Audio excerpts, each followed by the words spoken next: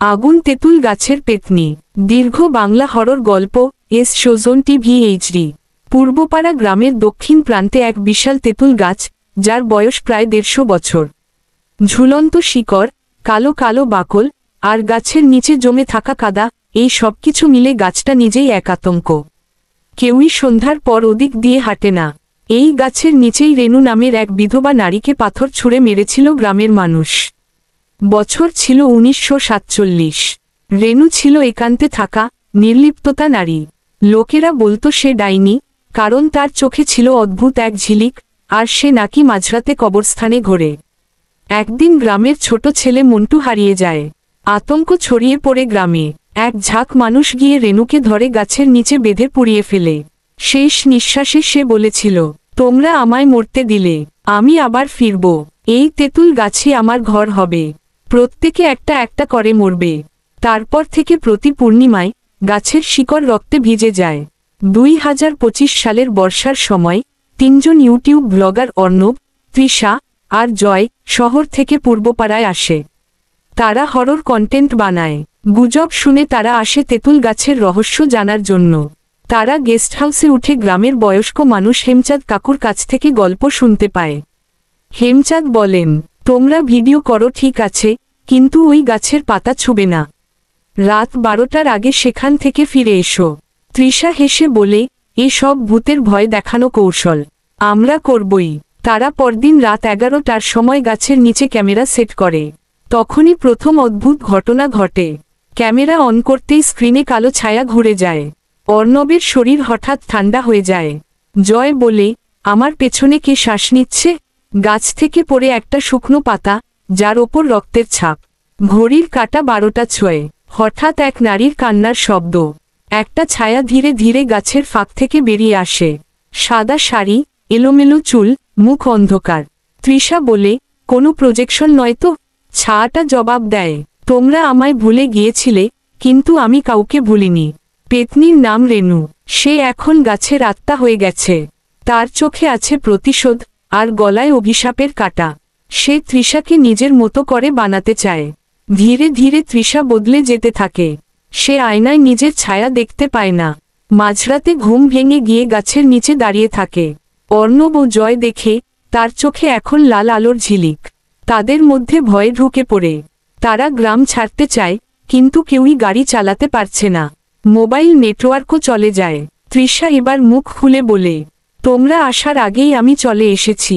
পেতনি আমায় বেছে নিয়েছে। এখন তেঁতুল গাছ আমার ঘর। রাত 12, তৃষা গাছের কাছে গিয়ে বসে। তার চারপাশে ঘুরে বেড়ায় অদৃশ্য ছায়ারা। জয়কে সে ডাকে, এসো জয়, রেনু তোমাকেও ডাকছে।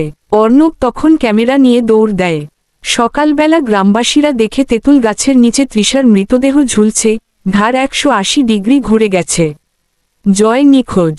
অর্ণব শুধু এক জোড়া চোখের কথা বলতে পারে, রক্তে ভরা, প্রতিশোধে উন্মত্ত। পুলিশ এসে ক্যামেরার ফুটেজ পায়। তাতে দেখা যায়, রাত দুপুর 12:33 তৃষা নিজেই রেনুর মতো হয়ে গাছে উঠেছিল। গ্রাম আবার ভয় পেতে শুরু করে। এখন নিয়ম হয়েছে, প্রতি পূর্ণিমায় তেঁতুল গাছের নিচে 1 কাপ দুধ আর 3টে পানিপাতা রেখে আসতে হয়, তবেই পেতনি শান্ত থাকে। আজও কেউ সেই গাছের নিচে গেলে ফিরে আসে না। তেঁতুল গাছের পাতা নড়ে উঠলে বোঝো, পেতনি জেগে উঠেছে। আগুন তেঁতুল গাছের পেতনি। দীর্ঘ বাংলা হরর গল্প। S Sojon TV HD. Purbapara গ্রামের দক্ষিণ প্রান্তে এক বিশাল তেঁতুল গাছ, যার বয়স প্রায় 150 বছর। ঝুলন্ত শিকড়, কালো কালো বাকল, আর গাছের নিচে জমে থাকা কাদা, এই সবকিছু মিলে গাছটা নিজেই এক আতঙ্ক। কেউই সন্ধ্যার পর ওদিক দিয়ে হাঁটে না।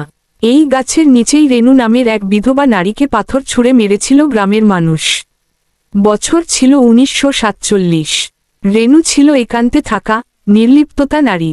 লোকেরা বলতো সে ডাইনি, কারণ তার চোখে ছিল অদ্ভুত এক ঝিলিক, আর সে নাকি মাঝরাতে কবরস্থানে ঘোরে। একদিন গ্রামের ছোট ছেলে মন্টু হারিয়ে যায়। আতঙ্ক ছড়িয়ে পড়ে গ্রামে। এক ঝাঁক মানুষ গিয়ে রেনুকে ধরে গাছের নিচে বেঁধে পুড়িয়ে ফেলে। শেষ নিঃশ্বাসে সে বলেছিল, তোমরা আমায় মরতে দিলে, আমি আবার ফিরব। এই তেঁতুল গাছই আমার ঘর হবে। প্রত্যেকে একটা একটা করে মরবে। তারপর থেকে প্রতি পূর্ণিমায় গাছের শিকড় রক্তে ভিজে যায়। 2025 সালের বর্ষার সময় 3 জন ইউটিউব ব্লগার অর্ণব, তৃষা আর জয় শহর থেকে পূর্বপাড়ায় আসে। তারা হরর কন্টেন্ট বানায়।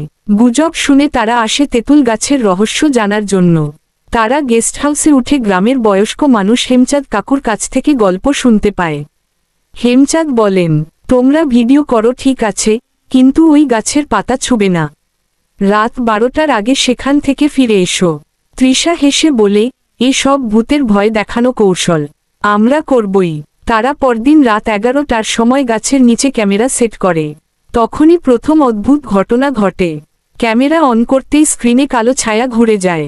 অর্ণবের শরীর হঠাৎ ঠান্ডা হয়ে যায়। জয় বলে, আমার পেছনে কে শ্বাস নিচ্ছে?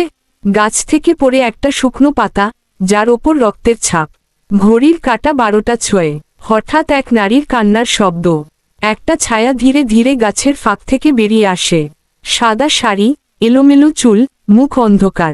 তৃষা বলে, কোনো প্রজেকশন নয় তো?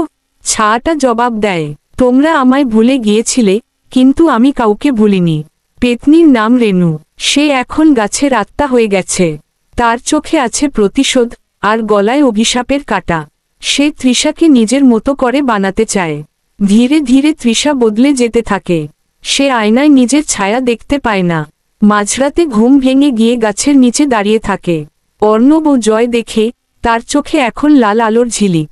তাদের মধ্যে ভয়ে ঢুকে পড়ে। তারা গ্রাম ছাড়তে চায়, কিন্তু কেউই গাড়ি চালাতে পারছে না। মোবাইল নেটওয়ার্কও চলে যায়। তৃষা এবার মুখ খুলে বলে, তোমরা আসার আগেই আমি চলে এসেছি। পেতনি আমায় বেছে নিয়েছে। এখন তেঁতুল গাছ আমার ঘর।